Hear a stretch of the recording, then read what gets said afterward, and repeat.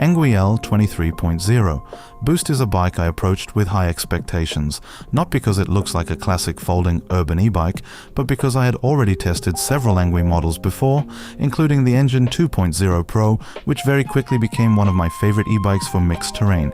It was a bike that was good at almost everything: city riding, gravel paths, forest routes, and it also allowed for a bit of fun off the beaten track. If you're planning to buy this bike, you will find a direct link to the manufacturer's store in the video description, along with my discount code, which gives you a discount and provides me with a small commission. Thank you for supporting the channel and the blog.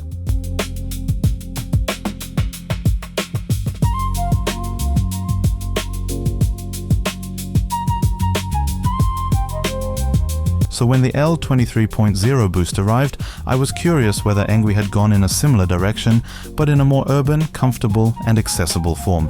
After riding more than 130 kilometers in just a few days, I can say one thing: this is a very good bike, but you need to understand what it is and what it is not. The L20 3.0 Boost looks a bit like it wants to promise everything at once. It is foldable, has wide 20-inch wheels, full suspension, strong torque, a comfortable step-through frame, a large rear rack, fast charging, a boost button, and a legal specification compliant with European regulations. On paper, it sounds like a bike that should work almost everywhere. In practice, it feels best where a typical city bike ends, but before real off-road riding begins.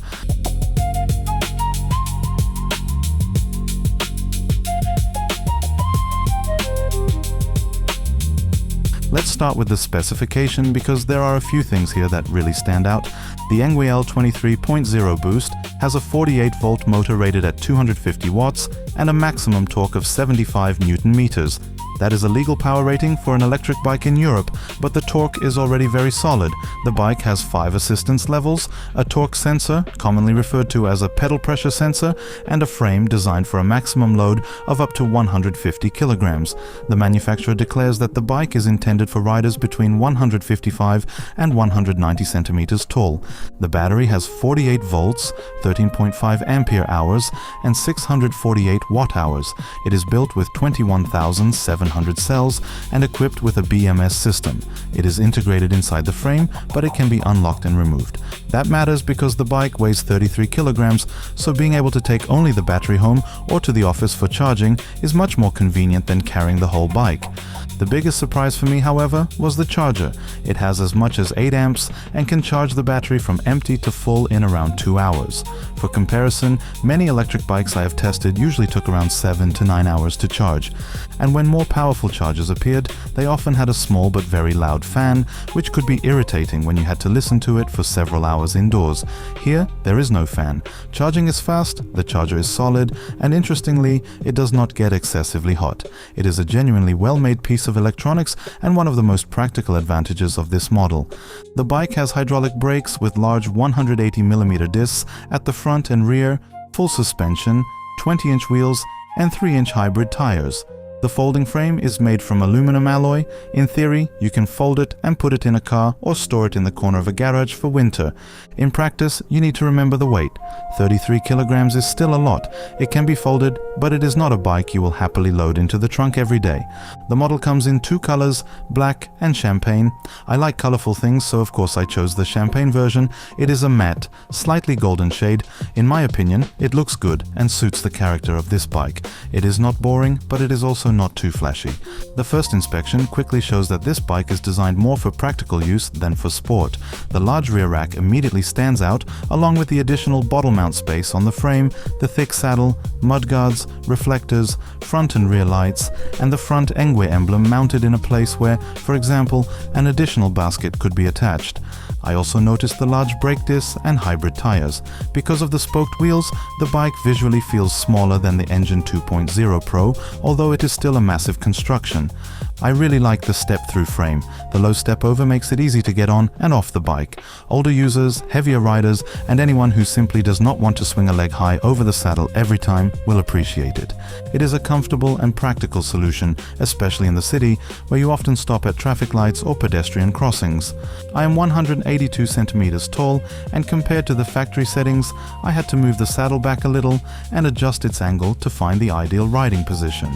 After a short adjustment, it felt very good. On the ENGWE L20 3.0 boost, you sit upright, your hands rest naturally on the handlebar, and the position encourages calm urban riding. This is not a bike where you lean forward like on a sporty machine. It is more of a comfortable electric bike for everyday movement. The buttons on the handlebar are clear and responsive. Everything is within reach. The same applies to the screen. I am a little less convinced by the saddle. It is thick and sofa-like, but also quite flat. During longer rides, it starts to feel warm and slightly uncomfortable. I would prefer something more perforated, similar to the saddle on the ENGWE 2.0 Pro, which in my opinion was excellent. Here, it is not terrible, but on longer routes, I felt it could be better.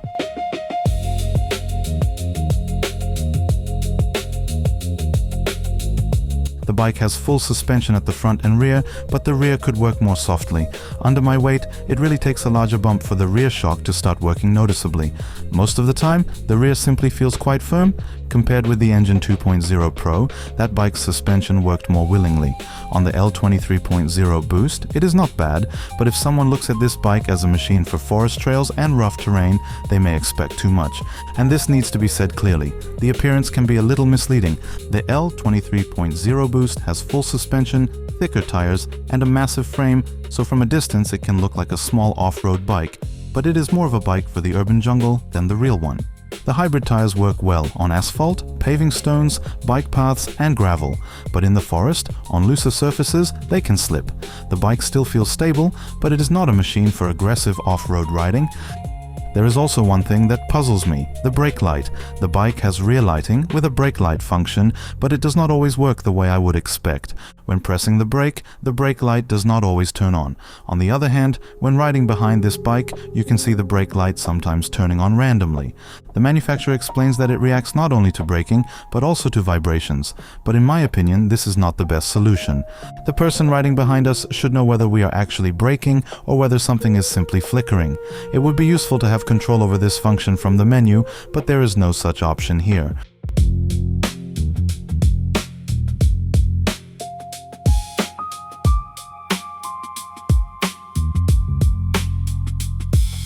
Now let's move on to range and motor performance, because this is where the L20 3.0 boost can really surprise you. When I showed my first impressions in shorts, many comments suggested that the battery was small and the range would probably be weak. It turned out to be exactly the opposite. On the third assistance level, I rode 90 kilometers on this bike and still had some battery left. That is an excellent result. The manufacturer declares that on the first assistance level, it is possible to reach up to 120 kilometers on one charge. Of course, everything depends on rider weight, terrain, temperature, riding style, and assistance level. If someone weighs 120 kilograms and rides in hilly terrain with maximum assistance and boost mode, the range will be significantly lower, but the result I achieved is still very impressive. The 250-watt motor with up to 75 Newton-meters of torque is very flexible. The bike uses a torque sensor, so the assistance does not work like a simple scooter with pedals. It reacts to pedal pressure and does it quickly. The whole system works sensibly, naturally, and predictably. For most of the route, I did not even go above PAS level 3 because there was simply no need. The bike starts smoothly, supports the ride well, and allows you to maintain pace without tiring your legs.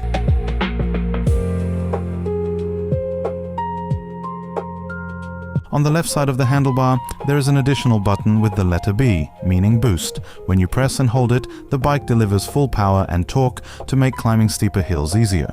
And this is not just a marketing gimmick. The function actually makes sense. However, I noticed one thing. When riding at a steady speed with steady pedal pressure, pressing the button alone does not create an immediate effect. That is exactly what I did at first. I saw a sudden hill or obstacle, pressed boost, and expected an instant response. For the function to clearly activate, after pressing the button, you also need to push harder on the pedals. Then the bike really gets a kick and you can hear it immediately from the motor. This is interesting because I deliberately gave this bike to several people who do not ride e-bikes every day. After a short explanation, practically each of them rode at a similar assistance level, and before climbs, instead of changing PAS or shifting gears, they simply pressed boost. That shows the purpose of this solution. For many users, it is more intuitive. There is a hill, you press the button, and you keep going.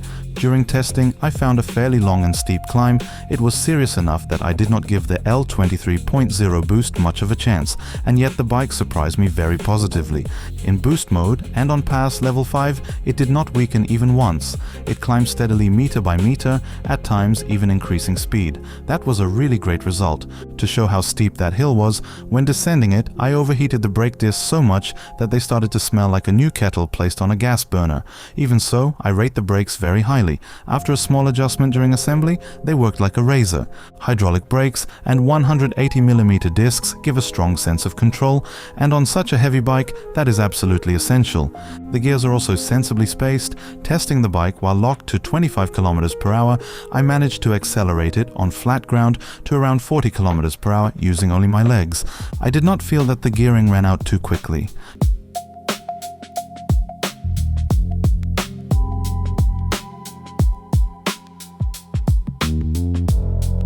Not everything is perfect though. The thing that bothers me most is the motor noise. The assistance is clearly audible, especially at full power in boost mode. There is also additional rattling and vibration, similar to what I criticized in the ENGWE 2.0 Pro. That is surprising because in another model I tested, the P275 SE, the motor was practically inaudible, and that is also a fairly powerful construction. On the EL20 3.0 boost, this noise does not ruin the bike, but if someone expects very quiet, discreet assistance, they may notice it. And now we come to the biggest limitation of this bike, the speed lock. ENGWE is becoming increasingly active in Europe and even has an official physical stores in many EU countries, so its new bikes are fully legal and certified. This means they meet the standards required to be used on roads as electric bicycles. For many people, that is a huge advantage. You buy the bike and do not have to wonder whether the police will treat it as a bicycle, a moped, or something in between. However, one of the legal requirements is that there must be no easy way to unlock the speed, and this is exactly what you see here. In previous generations, you could enter a hidden menu, change the limit, switch the region, or raise the assistance limit from 25 to, for example, 32 km per hour, which was already a pleasant and sufficient improvement. On the EL20 3.0 boost, I managed to access the hidden menu and change the limit from 25 to 45 km per hour, but after saving the settings, the bike remained locked. The lock is also stored in the controller and it cannot be removed without replacing it. For some people, this will not matter at all. If someone mostly rides at 20 to 25 km per hour anyway, the topic basically does not exist. But I do have a problem with it. As someone who has a driving license and tests bikes also outside public roads, I would like to decide for myself when I ride within the limit and when I remove the restriction on private land, in the forest, or outside public traffic. This bike has a lot of potential, and it is a shame that it cannot be easily used where it would be safe and reasonable to do so. It is a bit like locking every car to 50 km per hour only because that is the city speed limit. But what if we are not in the city? I would like ENGWE to give the user a choice. Here, that choice is not available.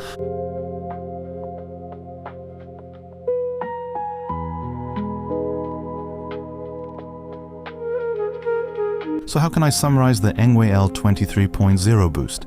It is a great bike for the city, especially if your daily route includes climbs.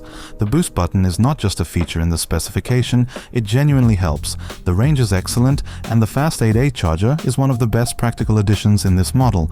Charging from empty to full in 2 hours, and doing it quietly, is great. On top of that, the bike is solid, well assembled, comfortable, fully legal, and ready for city riding. The step-through frame makes getting on and off easier, the riding position is upright, the brakes are very good, and the whole bike feels stable. This is not only a bike for women, although the low step-through frame may make some people label it that way.